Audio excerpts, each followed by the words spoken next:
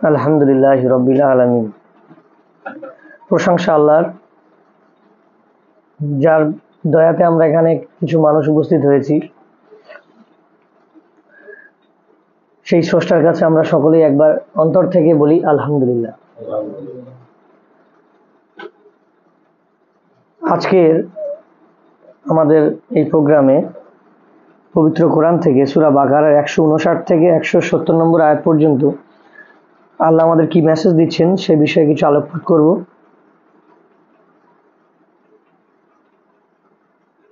সূরা বাকারার 159 নম্বর আয়াতে আল্লাহ বলছেন, নিশ্চয়ই যারা গোপন করে আমার আয়াত ও হেদায়াত যা আমি নাজিল করেছি। আমি একটা কথা বলি যে আমি এখানে এখন কিছু বলছি, মানে আমি বলবো আপনারা শুনবেন, এমনটা না। আমি আমার মাথায় যেটা আসে আপনাদের মাথায় কি আছে যদি কিছু জিজ্ঞাসা করি আপনারা বলবেন, তাহলে আমাদের মধ্যে একটা বোঝাপড়া ভালো হবে। আমি বলবো আপনারা হা করে শুনবেন, ব্রেনের মধ্যে কিছু ঢুকলো না, তাহলে আল্লাহর আয়াতের কোনো রকমের রিয়াকশন হবে না, অনুধাবন আসবে না, শুনবো আর চলে যাব, যেটাই আমাদের হচ্ছে।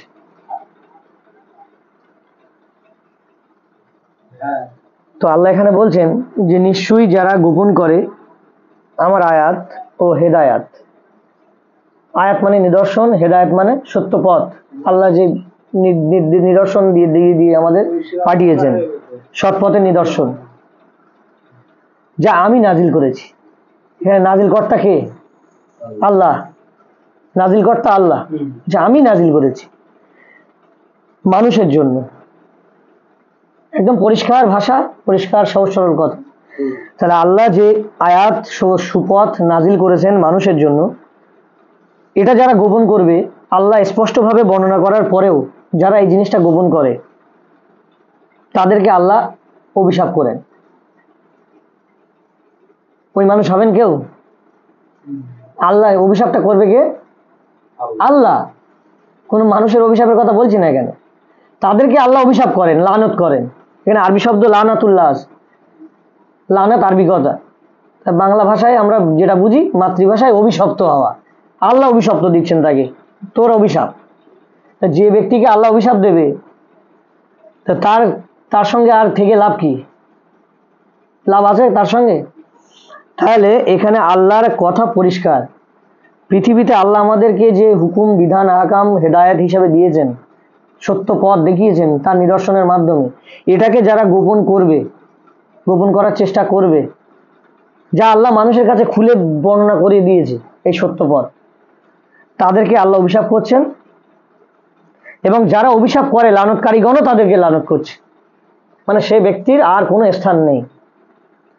পরের আয়াতে আল্লাহ বলছে, তারা ছাড়া, উহারা ছাড়া যারা তওবা করেছে। আপনি বলেন তো তওবা করেছে মানে কি? তারা ছাড়া যারা তওবা করেছে। তওবা কথার অর্থ হলো শুধরে নেওয়া, পরিশুদ্ধ হওয়া, শুধরে নেওয়া, ফিরে আসা। তো যারা এর থেকে ফিরে এসেছে, এখানে তওবা এইগুলো হবে যে কথা আগে বর্ণনা করা, হ্যাঁ, যে আল্লাহ এই সমস্ত বিষয়গুলো থেকে যারা ফিরে এসেছে, তওবা করেছে এবং শুধরে নিয়েছে, স্পষ্টভাবে বর্ণনা করেছে, মানব জাতির কাছে পরিষ্কারভাবে তুলে ধরেছে, আমি তাদের তওবা কবুল করব। তাহলে আমি এখানে আল্লাহ সুবহানাহু ওয়া তাআলা তাদেরকে ক্ষমা করে দেবেন। তওবা কবুল করা মানে কি? মাগফিরাত পেয়ে গেল, সে আল্লাহর ক্ষমাশীলের অন্তর্ভুক্ত হল। আর যে ব্যক্তি আল্লাহর ক্ষমাশীলের অন্তর্ভুক্ত হবে তার কপাল খুবই ভালো। আর আমি হলাম তওবা কবুলকারী, পরম দয়ালু। তওবা একমাত্র কবুল করতে পারেন আল্লাহ, আর পৃথিবীতে কেউ নেই তওবা কবুল করার। কোনো নবী রাসূলের ক্ষমতা নেই, এই পাওয়ার একমাত্র আল্লাহর হাতে। এটা যেন আমাদের মাথায় থাকে। পরের আয়াতে আল্লাহ বলছে, নিশ্চয়ই যারা কুফরি করেছে। ভালো করে শোনেন আল্লাহর কথা। আমি আমার একটা কথা বলবো না এখানে, আমি আয়াত পড়বো, আমরা নিজেরা বোঝার চেষ্টা করব, আর আমরা সাজাবো আমাদের জীবনকে। নিশ্চয়ই যারা কুফরি করেছে এবং কাফের অবস্থায় মৃত্যুবরণ করেছে। ইন্নাল্লাযিনা কাফারু, তাহলে এখানে আরবি কাফারু রয়েছে, কুফরি করেছে, আরবি করে রেখেছে, তাই না? আরবি করে রেখেছে। তাহলে এখানে যদি বলা হয় কুফরি কথার অর্থ কি দাঁড়ায়? তাহলে মানে যে মানে হানিফ ভাই বলেন না, আপনারা বলেন, যারা অস্বীকার করে আল্লাহর এই আয়াত, যারা অস্বীকার করে তারাই কুফরির মধ্যে পড়ে যাবে। সেটা জলিল হতে পারে, রামও হতে পারে, আবার মিস ইউনিভার্স হতে পারে। এখানে খ্রিস্টান, ইহুদি, হিন্দু, বৌদ্ধ, জৈন এইসব বলে লাভ নেই, আর এসব শিখেও লাভ নেই, আর ওসব মাথায় এনেও লাভ নেই। এখানে এখানে স্পষ্ট কথাবার্তা, আল্লাহর কথা হলো স্পষ্ট। যারা কুফরি করেছে, এখানে আমি হতে পারি, আমি বেলাল হতে পারি, আমি আল্লাহর আয়াতকে কুফরি করছি, অস্বীকার করছি। অস্বীকার মানে কি? মানলাম না। আপনি জানছেন কিন্তু মানছেন না, এক প্রকারের কুফরি না? নাকি কুফরি না? না, অনেকে অস্বীকার মানে আবার ভাবে আমি তো মানি, আমি তো আল্লাহর কোরআন মানি, ঠিক আছে, আমি আল্লাহর কোরআন মানি। এক প্রকারের ক্যাটাগরির লোক আছে, ওই যারা বলে আমরা আল্লাহর প্রতি বিশ্বাস করি। আল্লাহ বলছে একদম মিথ্যা ডাঙা, ওরা মিথ্যাবাদী, ওরা বিশ্বাসকারী না, ওরা ধোঁকা দিচ্ছে ওরা আল্লাহর সাথে আর বিশ্বাসীদের সাথে। ঠিক আছে, আমি বিশ্বাসকে 3 ভাগে ভাগ করেছি। কোরআন যে যে কটা আয়াত পড়া হয় আমার জেনে থাকে, আমার ক্যাটাগরিতে বিশ্বাস 3 প্রকার। একটা হলো দৃঢ় বিশ্বাস, একটা হলো অন্ধ আবেগী বিশ্বাস, আর একটা হলো লোক দেখানো বিশ্বাস।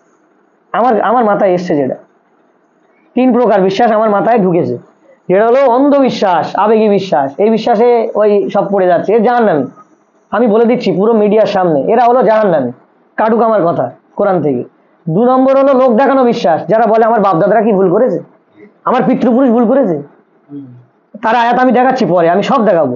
এরা হলো জাহান্নামী, এই মিডিয়ার সামনেই বলে দিচ্ছি আমি, যত পৃথিবীর মানুষ শুনবে এরা জাহান্নামী, চিরকাল জাহান্নামী, পৃথিবীতে জাহান্নাম থেকে বেরোবেই না এরা। পৃথিবীতে বিশ্বাস নিয়েই আপনাকে জান্নাতে যেতে হবে, শুনে রাখেন। বিশ্বাসে মেলায় বস্তু, তর্কে বহুদূর, কথা আছে না? তাহলে আপনাকে মেলাবে জান্নাত বিশ্বাসে, আর তর্ক করলে রাস্তা দূরই চলে যাবে, কিন্তু তর্ক শেষ হবে না। আমি তর্ক পছন্দ করি না, আল্লাহ পছন্দ করে না। আল্লাহ বলেছে তর্ককারীদের থেকে এড়িয়ে থাকো, বিশ্বাসীদের সাথে থাকতে বলেছে। তাহলে বিশ্বাস 3 প্রকার, আমার মত, আমি কোরআন থেকে আমি ভাগ করছি, এটা এই ভাগটা আমার বক্তব্য।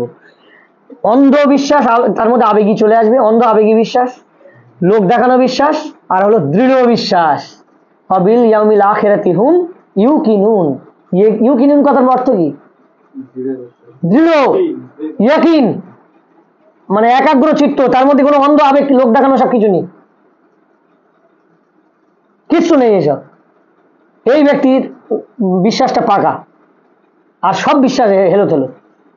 দেখেন আমাদের এখানে এক এক সপ্তাহে এক এক রকমের মানুষ আসে না, আর কি আসে, তারা কি শুনেছে কোরআনের, তাদের মন একদিনও টানিনি এখানে আসি। এখানে তো আসলে 1 টাকা রোজগার হয় না,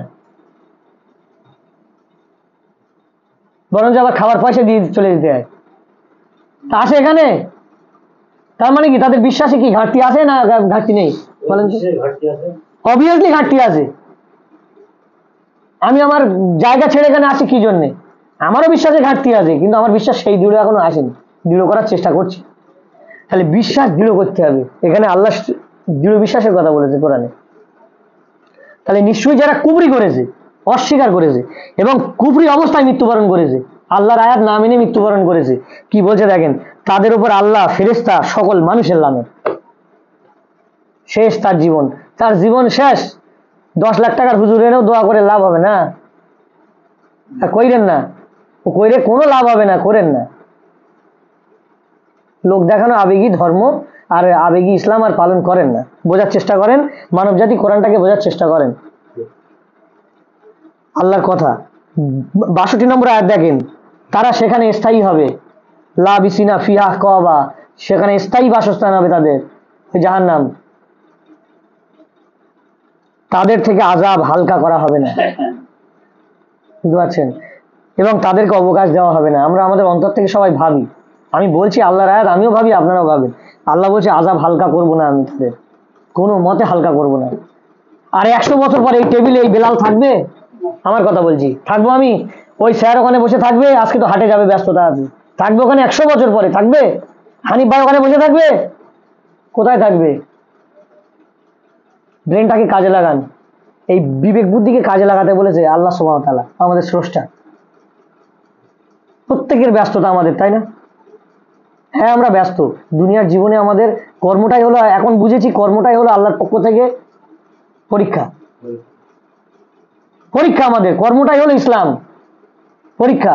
আপনি যে কর্ম করছেন ওটাই আপনার ইসলাম, কিন্তু নট ফর শুধু কর্ম না, ওটা ওটা আপনার ইসলাম। ওইটাকে যত্ন নিতে হবে, ওইটার উপর ডিপেন্ড করেই পরকাল তৈরি হবে, আর ওটার উপর ডিপেন্ড করেই বিশ্বাস মজবুত হবে।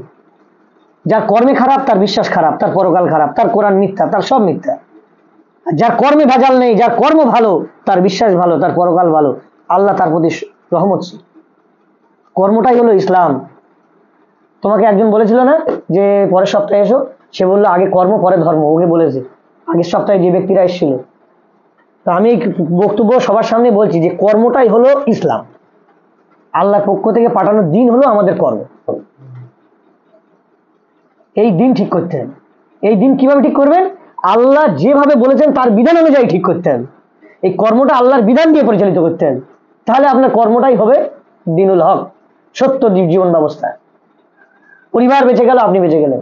আর এই আল্লাহ আমার কর্মটাকে যদি আমি দিন দিয়ে ঠিক না করি, তা আমার মতন বেঈমান, আমার মতন কাফের, আর আমার মতন কুবরিকারী আর কেউ নেই পৃথিবীতে। সব যত লকব আল্লাহ দিয়েছে কোরআনে, সব আমি। এটা মাথায় রাখবেন, এটা বুঝতে হবে আমাদের। আর আল্লাহ এটাই বোঝাচ্ছেন কিন্তু আমাদেরকে। আর কি বলছে, সেখানে তারা স্থায়ী হবে, তাদের আযাব হালকা করা হবে না, তাদের কোনো অবকাশও দেওয়া হবে না, কোনো ফুরসুত নেই, কোনো মাপ নেই, কোনো ফুরসুত নেই। আমৃত্যু কারাদণ্ড দিলে যেমন কোনো আর ওজোর চলে না, তো পরকালীন জীবন আমাদের আমৃত্যু কারাদণ্ড, আর কোনো ওজোর চলবে না। একটু মাথায় নেবেন, আমরা যেন মাথায় নিই। তারপরে আল্লাহ বলছে তোমাদের ইলাহ হলো এক ইলাহ। কত বড় কথা, বুঝতে পারছেন? এইটা দিলের মধ্যে বসিয়ে ফেলেন আজ থেকে। আমাদের ইলাহ হলো এক, আমাদের বিধান দাতা, সৃষ্টিকর্তা, পালনকর্তা হলো এক, দ্বিতীয় কেউ নেই। তিনি অতি দয়ালু, তার ডেফিনেশন তিনি দিচ্ছেন। আবার শুধু ইলা বলে ছেড়ে দেননি, বলছে আমি অতি দয়ালু, অতি করুণাময়, আমার করুণা দয়া অনেক, আমি একক। 165 নম্বর আয়াত পড়ছি। আর মানুষের মধ্যে এমন আছে, এবার দেখেন সূরা বাকারার 165 নম্বর আয়াত, মানুষের মধ্যে এমনও আছে যারা আল্লাহ ছাড়া অন্যকে আল্লাহর সমকক্ষ রূপে গ্রহণ করে। আচ্ছা, এইটাই আমি ধরেন আপনাদেরকে জিজ্ঞেস করছি, হানিফ ভাই না বলেই বলেন যে এইটা আল্লাহ কি বোঝাতে চাচ্ছে। মানুষের মধ্যে এমনও আছে, আমি আল্লাহর আয়াত পড়ছি, বল মানুষের মধ্যে এমনও আছে যারা আল্লাহ ছাড়া অন্যকে আল্লাহর সমকক্ষ রূপে গ্রহণ করে। কি বোঝাতে চাচ্ছে আল্লাহ বলেন? যার ব্রেনে যেটা আসে আপনি বলেন একটু শুনুন। মানুষের মধ্যে এমনও আছে, পরিষ্কার ভাষায় বলছে আবার, যারা আল্লাহ ছাড়া অন্যকে আল্লাহর সমকক্ষ রূপে গ্রহণ করে। এখানে আল্লাহ কি বোঝাতে যাচ্ছে? না, আল্লাহর জায়গায় তারা অন্য কিছুকে আল্লাহর সমান করে, মানে যে কোনো আইন থেকে শুরু করে আর যে কোনো জিনিস, মানে আল্লাহকে বাদ দিয়ে তারা সেই জায়গায় তাদের নফসকে বসিয়ে দিয়েছে, বা তাদের অন্য দিক থেকে অন্য কিছু তারা সেখানে বসিয়ে দিয়েছে, আল্লাহর কোনো কথা সেখানে থাকছে না। এইটা কথা বলছে। ওনার ফিলিংসে উনি সুন্দর করে বলেছেন। একটা বড় ধরনের উপকার করলে কিংবা রোগ ব্যাধি থেকে পয়সা বেশি দিয়ে উপকার করলে তাকে মনে মানে আল্লাহ যে রূপের জানা উনিও একটা ওনার ফিলিংসে একটা সুন্দর করে বলেছেন। বলেন, আপনি তো কিছুই বলছেন না, আপনি বলেন না, ওইরকম বললে হবে না, আপনি বলেন। ও বললে হবে না, আমরাকে শিখতে বুঝতে এসছি। আপনার বুদ্ধি থেকে যেটা আসবে সেটাই আপনার বুঝ, সেটাই বুঝ। ওনার বুদ্ধি থেকে এসছে, ওটাই ওনার বুঝ আছে, ওনার একটা বুঝ এসছে। আপনার বুঝটা কি? চাচার বুঝ নেই, চাচা ঘুমাচ্ছে, চাচার সব কোনো বুঝ নেই, ঠিক আছে? তো চাচার অন্তর খোলা না বলেছেন তো উনি। তাহলে এখানে এক এক ফিলিংস, প্রত্যেকেই ঠিকই ধারণা করেছেন যে আল্লাহকে বাদ দিয়ে অন্যকে তার জায়গায় দাঁড় করানো কোনো ক্ষেত্রে যাবে না। আর এমন মানুষ আছে যারা করছে পৃথিবীতে। তার একটা উদাহরণ উনি দিল, যে আমি ধরেন এখন হানিফ ভাই ধরে 1 কোটি টাকা ওনারে দিল, বা 10 লাখ টাকা দিল ওনারে।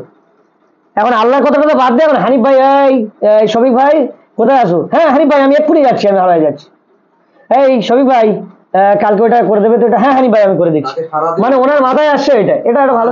আপনি একটা সুন্দর বললেন যে আল্লাহ যে আইন কানুন আমাদের দিচ্ছে, এই আইন কানুন আমরা বাদ দিয়ে আমরা আমাদের একটা কোনো জ্ঞানী ব্যক্তির প্রাধান্য দিয়ে বসলাম। আপনি একটা সুন্দর বললেন, কথাগুলো সবই সঠিক। এগুলোই তো এই ভাব প্রকাশটাই আল্লাহর মৌলিক ভাষাটা এটাই, ঠিক আছে? তো এই কাজ যারা করে এ প্রত্যেকেই শরিককারী। কি শরিককারী না শরিককারী না? শরীককারী। আল্লাহ হলেন একক, তার জায়গায় কোনো কিছুকে প্রাধান্য দেওয়া যায় না। অন্যের উপাসনা করা ও একটা দিক। ঠিক আছে, তো সমকক্ষ দাঁড় করানো যাবে না। যারা করে তারা সবই জাহান্নামী, সবাই মুশরিক। বিশ্বাস যতই আনুক আল্লাহর প্রতি, যদি 2000 কোটি মাইল বিশ্বাস আনে আল্লাহর প্রতি, তাও তাদের কোনো মূল্য নেই। আল্লাহর জায়গাটা, আল্লাহর যে স্থানটা, সেটা আল্লাহর রাখতে হবে। বিধানের জায়গায় কোনো রকমের সমকক্ষ দাঁড় করানো যাবে না। হ্যাঁ, হানিফ ভাই লাখ টাকা দিয়ে উপকার করেছে, আপনি যেটা বলেছেন ওটা পরিপূর্ণ না। আপনি তার ফরমান শুনতে পারেন, করতে পারেন, কিন্তু আপনি তো তাকে বিধানদাতা মানছেন না। কিন্তু উনি যেটা বলেছে, বিশ্বাসের ক্ষেত্রে মানুষ আল্লাহর কথাকে এক সাইড ফেলে দিচ্ছে, কিন্তু একটা জ্ঞানীর কথাকে প্রাধান্য দিচ্ছে। এই জায়গাটাই আল্লাহ এখানে বোঝাতে চেয়েছে। আমি আপনাকে টাকা দিয়ে উপকার করলাম, আপনি আমাকে মানলেন, এর জন্য এটা শিরিকের মধ্যে পড়ে না।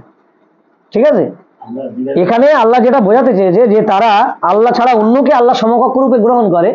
অর্থাৎ আল্লাহ যে সিস্টেমটা দিয়েছে আমাদের, একটা দিনুল জীবন ব্যবস্থা, একটা বিধান দিয়েছে, এই বিধানটা বাদ দিয়ে, এই বিধানটার কোনো তোয়াক্কা নেই।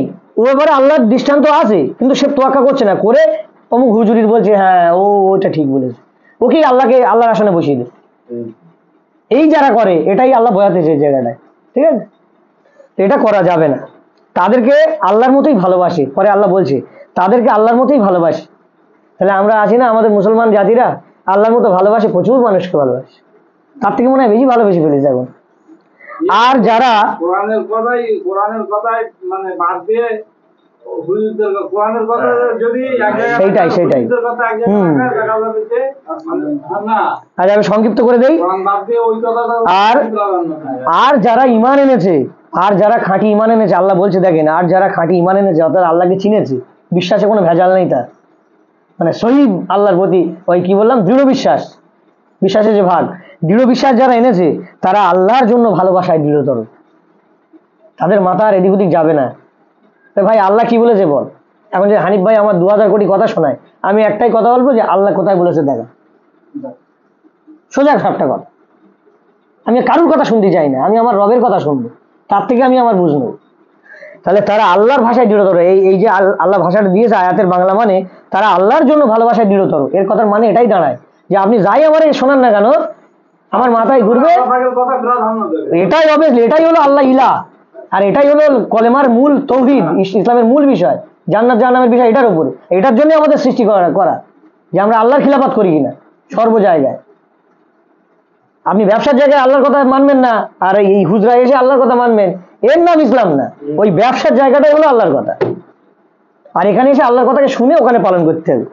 আচ্ছা, আর যদি জালিমগণ দেখে যখন তারা আযাব দেখবে, নিশ্চয়ই সকল শক্তি আল্লাহর জন্য, নিশ্চয়ই আল্লাহ আযাব দানে অত্যন্ত কঠোর। তারপরে দেখেন সূরা বাকারার 167 নম্বর আয়াত, আর যারা অনুসরণ করেছে তারা বলবে যদি আমাদেরকে ফিরে যাওয়ার সুযোগ হতো। ওই বাপ দাদাদেরকে যারা অনুসরণ করেছে, বা কোনো আল্লাহ ছাড়া যাদেরকে অনুসরণ করেছে, আমরা যারা অনুসরণ করব, তো তারা বলবে যে যদি আমাদেরকে ফিরে যাওয়ার সুযোগ হতো। আমিও বলতে আহারে, পারি, তরিকুল ভাই ওই কথা বলতে পারি যে যদি আমাদের ফিরে যাওয়ার সুযোগ হতো, তাহলে আমরা তাদের থেকে আলাদা হয়ে যেতাম। সেই দিন বলবে, বিচারের দিন বলবে, যেভাবে তারা আলাদা হয়ে গেছে, এভাবে আল্লাহ তাদের আমল সমূহ দেখাবেন, তাদের সেই কর্মকাণ্ড সব দেখাবে আল্লাহ তাআলা, তাদের জন্য আক্ষেপ স্বরূপ, যাতে তারা আক্ষেপ করে, সেদিন আক্ষেপ করবে, মানে তার জন্য আল্লাহ এই কর্মগুলো দেখাবে, এবং তারা আগুন থেকে বের হতে পারবে না। তাহলে আল্লাহর আয়াত পরিষ্কার, আগুন থেকে বের হতে পারবে না, একদিন না একদিন বেরোবে, একটু একটু ইমান থাকবে। এসব মাথার থেকে ঝেড়ে মুছে পরিষ্কার করেন, ঠিক আছে? তরিকুল ভাই হে মানুষ, জমিনে যা আছে তা থেকে হালাল পবিত্র বস্তু আহার করো, আল্লাহর কথা। শয়তানের অনুসরণ করো না, সে তোমাদের শত্রু। নিশ্চয়ই সে তোমাদেরকে আদেশ দেবে খারাপ এবং অশ্লীল কাজের, এবং আল্লাহর ব্যাপারে এমন কিছু বলতে যা তোমরা জানো না। লাস্ট আয়াত পড়ছি, আর লাস্ট আয়াতটা বলে 2-4টে অনুসরণের ব্যাপারে কথা বলে আমি শেষ করে দেবো। খুব ভাইটাল কথা বলবো, মাথা ঠান্ডা করে শুনবেন। 170 নম্বর আয়াত সূরা বাকারা, যখন তাদেরকে বলা হয় তোমরা অনুসরণ করো যা আল্লাহ নাজিল করেছে। দেখেন একদম ক্লিয়ার কাট পরিষ্কার কথা। যখন তাদেরকে বলা হয়, আর যখন তাদেরকে বলা হয়, কাদেরকে? আমাদেরকে, অতীতে যারা গেছে নবী তাদেরকেও বলেছেন, তাই তো, অতীত বর্তমান ভবিষ্যৎ সবাইকে। যখন তাদেরকে বলা হয়, আমাদেরকে বলা হচ্ছে তোমরা অনুসরণ করো যা আল্লাহ নাজিল করেছেন। পরিষ্কার কথা না স্যার? আমরা কেন কোরআনের কাছে আসলাম? অতিরিক্ত আল্লাহর প্রতি ভালোবাসা আর বুঝেছি বলেই তো। যারা আসেনি তারা কেউ বুঝেনি, বিশ্বাস সব ওই আবেগের, নাহলে লোক দেখানো। যা আল্লাহ নাজিল করেছে তোমরা অনুসরণ করো, যা আল্লাহ নাজিল করেছেন, কথাটা কিন্তু আল্লাহ বলছেন নবীর মাধ্যমে। তারা বলে মানে কারা বলে? যাদেরকে বলা হয় যাদেরকে বলে, অর্থাৎ এখানে আমরা আছি, আমরাই বলছি, ঠিক আছে। নবী যাদেরকে কওমদের বলেছিল, আজকে শোনানো তারা বলেছিল, যাদেরকে শোনানো হয়েছে তারা বলে আমরা অনুসরণ করব আমাদের পিতৃপুরুষদেরকে, যেই তারা বলে বরং আমরা অনুসরণ করব আমাদের পিতৃপুরুষদেরকে, যার উপর আমরা তাদের পেয়েছি। নবীকে শোনাচ্ছে, কথাটা নবীকে শুনিয়েছিল তো তারা, এটা এখানে কোট হয়েছে মানে তারা নবীকে শুনিয়েছে। আর নবী এই আয়াতটা বলেছে তাদের কাছে যে তোমরা অনুসরণ করো যা আল্লাহ নাজিল করেছে। নবী একবারও বলেছে তোমরা অনুসরণ করো আমার? একবারও বলেছে? এই আয়াতে আছে কথাটা। তাহলে এই যে পুরো পৃথিবী আজকে হুড় করছে যে আল্লাহর নবীর অনুসরণ করে না এরা, বা আল্লাহর নবীর অনুসরণ ছাড়া জান্নাতে যেতে পারবে না, আমি সেই প্রমাণটা এখানে ছোট্ট করে আজকে একদম মিডিয়ার মাধ্যমে আপনাদের কাছে একদম আয়নার মতো পরিষ্কার করে দেবো যে নবীজি কি অনুসরণ করতে বলেছে, নবীজি কি অনুসরণ করতে বলেছে আমাদেরকে। তাহলে এখানে নবীজি আয়াতটা কিন্তু পড়ছে তার জাতির কাছে।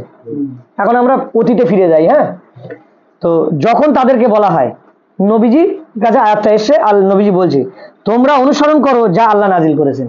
তার নবীজি তার কওমকে বলছে তো তোমরা অনুসরণ করো যা আল্লাহ নাজিল করেছেন। নবীজি কিন্তু এই ডায়লগটা দিচ্ছে, এই আয়াতটা উদ্ধৃতি করছে। তারা বলে, নবীজি যাদেরকে শুনিয়েছে তারা নবীজিরা শোনাচ্ছে, এবার দেখো, বরং আমরা অনুসরণ করব আমাদের পিতৃপুরুষদেরকে যার উপর পেয়েছি। নবীজিকে শুনিয়ে দিয়েছে যে তোমার অনুসরণ, তোমার এই আল্লাহর অনুসরণ করতে যাবো না, আমরা আমাদের পিতৃপুরুষদেরকে যে জায়গার উপর পেয়েছি বাপ দাদাদের, আমরা তার অনুসরণ করব। চিন্তা করতে পারছেন? যদি হ্যাঁ হ্যাঁ খুব ভাইটাল কথা, এই কথাগুলোর প্রচুর ওয়েট, এবং এগুলো যদি আমরা বুঝি, আর আমার বক্তব্য যারা শুনবে অনলাইনে যদি বোঝে, তারা আমার যদি মানে কমেন্ট করে, প্রত্যেকটা কমেন্টে রিপ্লাই অবশ্যই দেওয়া যাবে, এবং তারা যদি নিরপেক্ষ দৃষ্টিতে শোনে, ভালো মানুষের দৃষ্টিতে শোনে, তারা কোনোদিন পা পিছলে যাবে না আমার এই কথা থেকে। আমি একদম সেটা বলবো, সব বলবো, ঠিক আছে। ওই যে আগে পড়েছি যারা গোপন করবে শুধু আল্লাহ বর্ণনা করার পরেও, আমি আগে পড়েছি ওটা বলেছি, ওদের ক্যাটাগরি হুজুরদের ক্যাটাগরি বলেছি। এমন ব্যক্তি পৃথিবীতে আছে আল্লাহ বলছে এদের উপর লানত করছি আমি, আল্লাহ লানত করেছে। কেন? আল্লাহ এমনি লানত করিনি, একটা ব্যভিচারীর উপরে ওরকম মনে করা কথা আল্লাহ বলিনি। আল্লাহ বলছে যারা গোপন করে আমার এই সুস্পষ্ট বর্ণনা, আজকে তো আমি গোপন করছি না, আমি খুলে দিচ্ছি মানুষের কাছে। তো তারা বলে বরং আমরা অনুসরণ করবো আমাদের পিতৃপুরুষদেরকে যার উপর পেয়েছি। নবীর উপরে এত বড় কথা বলে দিলে, চিন্তা করেন, তাহলে আমাদের উপর বললে এত দুঃখ লাগে কেন? আর এত গীবত করার দরকার কি? আরে ধৈর্য ধরেন না, অথবা সবই সবর, ধৈর্যশীলদের জন্য জান্নাত। যদি তাদের এবার তারপর নবী বলছে, নবীর ফিলিংস আসছে, যদি তাদের পিতৃপুরুষরা কিছু না বোঝে, তোমার পিতৃপুরুষরা যদি কিছু না বোঝে আর হেদায়েত প্রাপ্ত না হয়, তাহলেও কি তোমরা মানবে? দেখে না কত সুন্দর কথা কোলাকুলি হচ্ছে। হ্যাঁ, নবীজি তারপরে উত্তর দিচ্ছে তাদের সেই কওমের জাতিদেরকে যে ভাই তোমার পিতৃপুরুষরা যদি না বোঝে বা হেদায়েত প্রাপ্তের মধ্যে না থাকে, সৎ পথের মধ্যে, আল্লাহর দেখানো পথে না থাকে, তাহলেও কি তোমরা তার কথা শুনবে? তাহলে এখান থেকে এবার আমি একটা জিনিস দেখাই, ভালো জিনিস। তাহলে অনুসরণ, এখানে আসলো কি? অনুসরণ, আল্লাহ যা নাজিল করেছে তার অনুসরণ করা। তাহলে আমাদের একটা প্রসিদ্ধ আয়াত আছে, আয়াতটাকে পড়ে নেই। এই আয়াতটা মাহফিলে সবসময় বলা হয়, কুলিন কুনতুম তুহিব্বুনাল্লাহ ফাত্তাবিউনি, যে যদি তোমরা আল্লাহকে ভালোবাসো তাহলে আমার অনুসরণ করো। ঠিক আছে, এখানে কথাটা কে বলেছে? আল্লাহ নবীর মাধ্যমে শুনিয়েছে। ভালো করে সুন্দরভাবে মাথায় ঢোকান, যদি তোমরা আল্লাহকে ভালোবাসো তাহলে আমার অনুসরণ করো, ফাত্তাবিউনি, আমার অনুসরণ করো। আল্লাহ তোমাদের ভালোবাসবেন, তোমাদের পাপসমূহ ক্ষমা করে দেবেন, নিশ্চয়ই আল্লাহ ক্ষমাশীল পরম দয়ালু। এবার আমি নবীর ভাষণ, এই আয়াতটা দিয়েই নবীর ভাষণ শোনাবো, যে নবীর অনুসরণ নবী কিভাবে করতে বলেছেন। কোরআন থেকে শোনালে মানবজাতি মানবে না? মানবে না। যদি মানবজাতি তারপরেও না মানে, তাহলে তার বিশ্বাসে কোথায় কি আছে আর কোনো জায়গা নেই। আমি সেটাই দেখাবো আজকে কোরআন থেকে। এই আয়াতের নবীর ভাষণ কি, নবী মানবজাতিকে কত সুন্দর ভাষণ দিয়েছে বলে আমি শেষ করে দেবো এই কথা। আবার আয়াতটা পড়ছি, যে যদি তোমরা আল্লাহকে ভালোবাসো তাহলে আমার অনুসরণ করো। এখানে আল্লাহ নবীর মাধ্যমে জাতির কাছে পৌঁছে দিয়েছে। তাহলে নবী আয়াতটা বলেছে, জাতির কাছে বলছে যে তোমরা যদি আল্লাহকে পেতে চাও তাহলে আমার অনুসরণ করো। নবীজি বলেছে জাতির কাছে, ঠিক আছে? আল্লাহ তোমাদের ভালোবাসবেন এবং তোমাদের পাপসমূহ ক্ষমা করে দেবেন। আমরা সব নবীর যুগে চলে গেছি, এখন যারা বসে আছি আর যারা শুনছে সব নবীর যুগে আমরা। নবী এখন বলছেন, এইবার দেখেন নবী কি বলছেন, শোনেন ভালো করে। নবী কি বলছে? নবী বলছে দেখেন, আল্লাহ এবার জানিয়ে দিচ্ছে, ওই আয়াতটা তো আল্লাহ দিয়েছে যে যদি তোমরা আমাকে ভালোবাসো, আল্লাহকে ভালোবাসো, তাহলে আমার অনুসরণ করো। কথাটা আল্লাহ নবীর দিয়ে বলিয়েছে। এবার আল্লাহ আবার নবীর দিয়ে বলাচ্ছে দেখেন যে নবীকে কিভাবে ভালোবাসবেন আর নবীকে কিভাবে মানবেন। শোনেন ভালো করে। এই আয়াতটা হলো সূরা আরাফ 158 নম্বর আয়াত। আরাফ 7 নম্বর সূরার 158 নম্বর আয়াত। হে নবী বলে দাও। তাহলে কে? আল্লাহ নবীকে বলাচ্ছেন তো। তাহলে আমরা সব নবীর যুগে কিন্তু এখন নবী বলছে, হে নবী বলে দাও, হে মানুষ জাতি, আমি তোমাদের সবার পক্ষ থেকে আল্লাহর রাসূল। মাথায় ঢুকছে তো কথা? নবী ভাষণ দিচ্ছে বলে এবার নবী ভাষণ দিচ্ছে একদম আল্লাহ যে ভাষণটা নবী দিয়ে দিয়েছে, আমি তোমাদের সবার পক্ষ থেকে আল্লাহর রাসূল, যার রয়েছে আসমান সমূহ ও জমিনের রাজত্ব। যে আল্লাহ রয়েছে আসমান সমূহ ও জমিনের রাজত্ব, সেই আল্লাহর রাসূল তোমাদের সবার জন্য আমি। আল্লাহ বলাচ্ছেন নবী দিয়ে, আমরা সবাই শুনছি।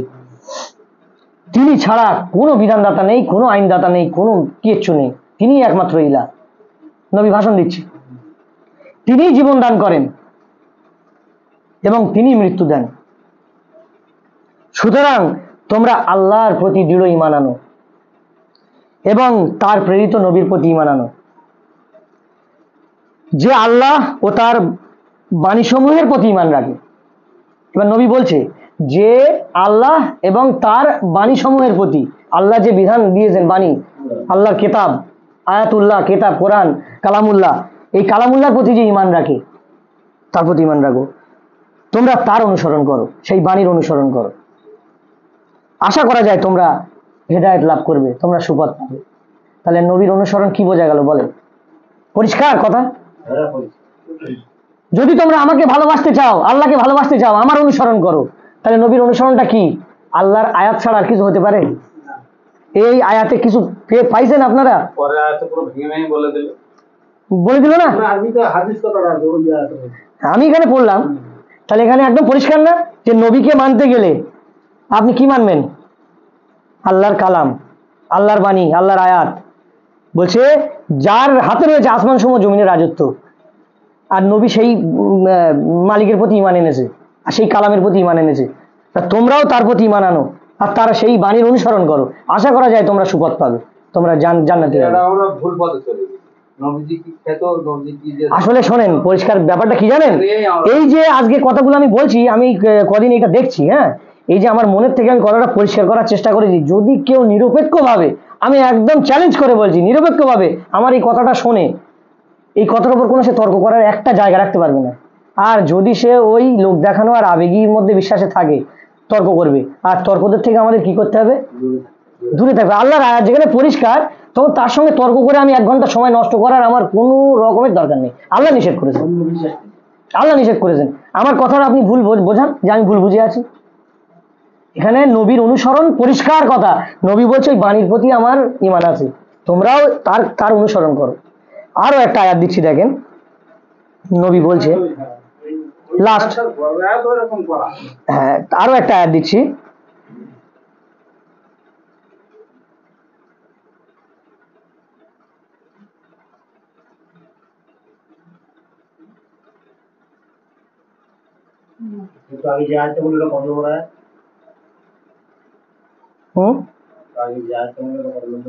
সূরা আরাফের 158 নম্বর আয়াত।